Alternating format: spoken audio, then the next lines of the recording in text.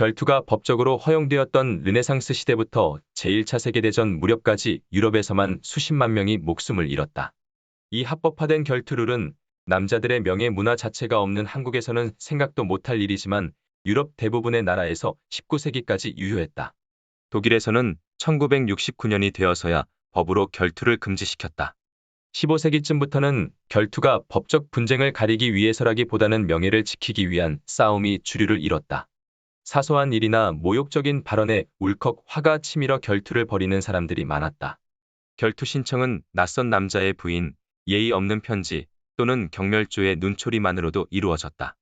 절 지목하신 건가요? 라는 질문만으로도 결투를 신청하는 데 충분했다. 결투 요구를 받고 결투에 나서지 못하는 것은 남성다움에 반하는 비겁한 행동으로 간주되었다.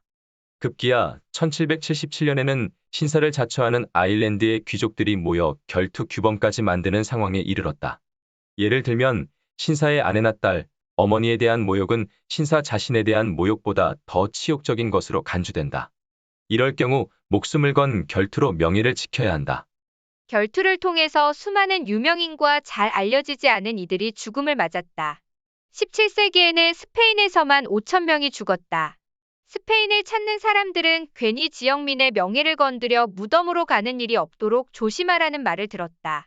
프랑스에서는 결투에서 다른 사람을 죽여보지 못한 사람은 바라볼 가치가 없다고 여겼다. 당시 영국에서는 검을 쥐어보지 않은 남자는 신사가 아니라는 생각이 널리 퍼져 있었다. 결투의 대부분은 작은, 심지어 사소하다고 할 수 있는 명예 문제 때문이었다. 1678년 파리에서는 어떤 사람이 자신의 아파트를 싸구려라고 경멸한 사람을 죽였다. 1702년 피렌체에서는 단테를 이해하지 못한다고 비난했다는 이유로 한문인이 사촌의 목숨을 빼앗았다. 오를레앙 공작 필립의 섭정기 프랑스에서는 근위대 장교 두 사람이 앙고라 고양이의 소유권을 놓고 튠르리 부두에서 결투를 벌였다. 1856년 베를린에서는 7아이의 아버지이며 경찰총장이기도 했던 52세의 프리드리히 포닌켈데이조차도 결투에서 총을 맞고 숨을 거뒀다. 그를 이긴 장교는 프로이센 왕으로부터 사면을 받았다. 19세기 말에는 결투가 유행을 타기도 했다. 이탈리아에선 1879년부터 1889년까지 10년 동안 약 2759건의 결투가 기록되기도 했다. 카를 마르크스와 엥겔스 또한 결투에서 상대를 죽음으로 이끌었다. 독일 재상 비스마르크도 괘씸한 의학 박사 비르쇼프에게 권총 결투를 신청했다. 그러나 비르쇼프는 책략을 써서 그 위험에서 빠져나갔다. 바람둥이 카사노바 역시 아름다운 여성들을 위하여 끊임없이 결투를 했지만 단 한 번의 상처를 입었을 뿐이다. 러시아의 국민적 시인으로 러시아 리얼리즘 문학의 확립자인 푸슈킨이 38세의 젊은 나이로 죽은 것도 이 결투 때문이었다. 1837년 1월 27일 그는 아내 나탈리아를 짝사랑하는 프랑스 망명귀족 단테스와의 결투로 부상하여 2일 후 38세의 나이에 죽었는데 이 결투는 후일 그의 진보적 사상을 미워하는 궁정 세력이 짜놓은 함정이었다고 전해진다.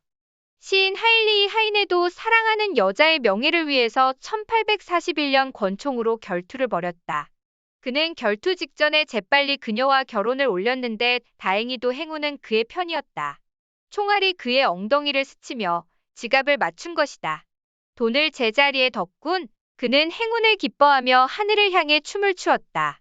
이렇게 삼각관계에 연루되어 무례한 모욕을 퍼붓다가 결투가 벌어지는 경우도 있었지만 폭력을 통해 분쟁을 해결하려는 결투도 많았다.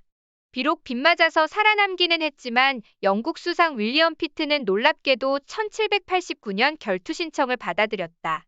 국회에서의 발언을 철회하라는 상대방의 요구를 거절한 때문이었다. 결투는 너무나 귀족다운 행동이었다. 신문기자들은 칼럼을, 의사들은 치료 과정을, 판사들은 자신들의 판결을 옹호하기 위해 결투를 했다. 반면 근대 미국에서의 결투는 유럽 사람들에게 자신의 상대가 사형 판결을 받게 될 가능성이 없기 때문에 결투한다고 조롱받았다. 실제로 미국 남부의 인구 1만 5천 명도 되지 않는 작은 마을에서 천여 건이 넘는 살인사건이 발생했다는 기록도 있다. 명예가 발단이 되어 1860년대부터 두세대 동안 마을 이웃들 간에 서로를 죽고 죽였던 이 수많은 폭력사건들은 법정으로 넘어간 일도 거의 없었다. 수많은 정치인들도 선거운동, 재산권 그리고 무엇보다 노예제도 때문에 결투를 했다. 실제 미국의 역사책에는 결투를 한 많은 상원의원, 하원의원, 정부 관료들이 열거되어 있으며 앤드류 잭슨 같은 대통령까지 기록되어 있다. 선거운동을 하는 언론인들은 자신들이 명예를 훼손한 상대 독자와 자주 결투해야 했다. 어떤 19세기 샌프란시스코 편집인은 자기 문에 다음과 같이 메모를 꽂아 두기까지 했다. 기부금은 9시에서 4시까지 접수하며 결투 신청은 11시에서 12시까지만 받습니다. 미국의 링컨 대통령도 젊은 시절 결투 신청에 휘말려 죽을 뻔했다. 링컨은 인디아나주에 살 때부터 시비를 가리고 잘못을 지적하고 비평하기를 좋아했다. 그래서 종종 편지나 시의 형식을 빌려 다른 사람의 잘못을 풍자하곤 했다. 그리고 이렇게 쓴 편지를 일부러 그 사람이 지나다니는 길에 떨어뜨려 놓기도 했다. 링컨이 일리노이주 스프링필드에서 견습 변호사로 일할 때까지도 이런 습관은 여전했다.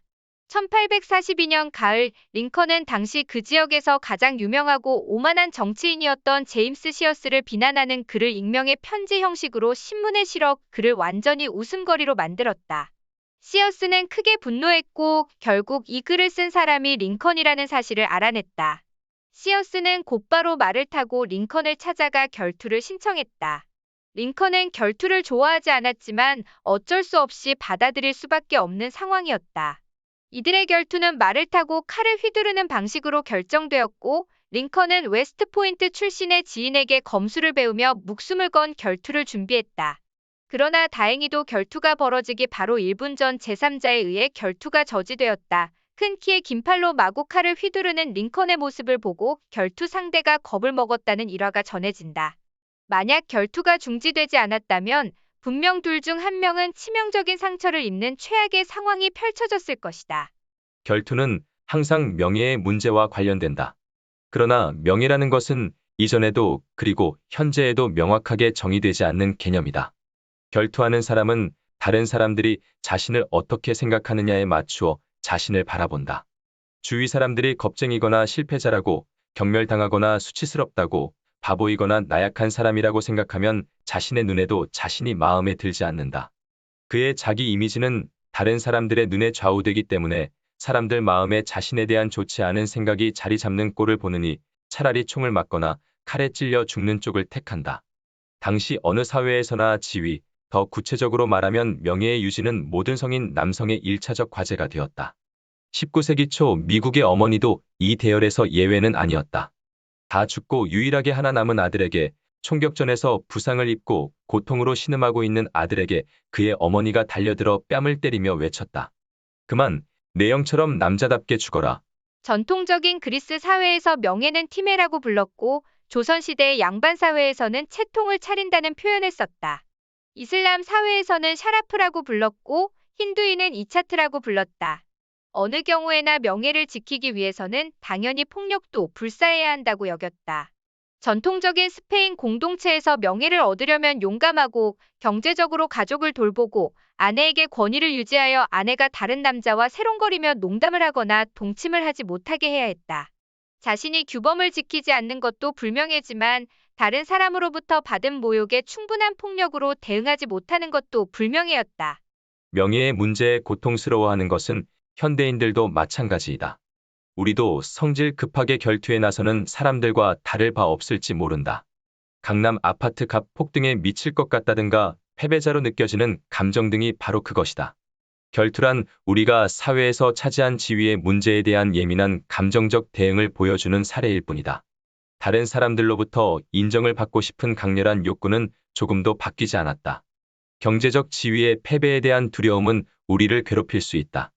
마찬가지로 누구나 재벌이 될 수 있고 대통령도 될 수 있는 능력주의 사회에서 지위를 부정당할 때, 예를 들어 일에서 어떤 목표에 이르지 못하거나 삶의 질에서 가족을 제대로 부양하지 못한다고 느낄 때 괴로움에 시달릴 수 있다.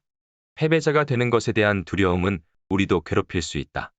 낮은 지위를 강요당할 때, 예를 들어 일에서 어떤 목표에 이르지 못하거나 가족을 부양하지 못할 때 우리는 과거 명예 문화의 구성원과 똑같이 괴로움에 시달릴 수 있다. 벤자민 프랭클린은 결투에 대해 이렇게 썼다. 그들 모두는 자신의 주장에 따라 직접 판결을 내리고 배심원 없이 무례한 자에 대해 유죄 판결을 내려 스스로 집행인을 자처한다.